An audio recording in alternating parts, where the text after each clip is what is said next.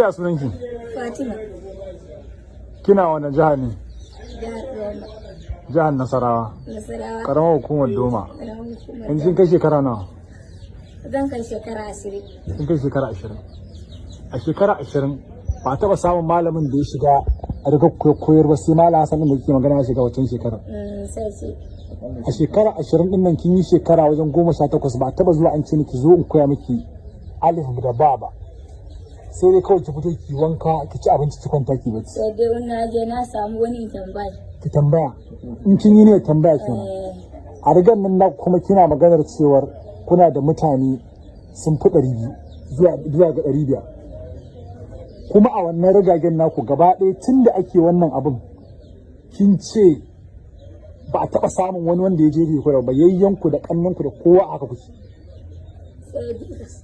Sai dai mazan su tashi su kiwo ko kuma ku zo ku fito tallan nono. Haka ne ko?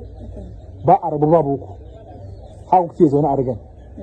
Ba wani ci gaba da ke zuwa muku. Babu iyakan tuwo. Da kiwo.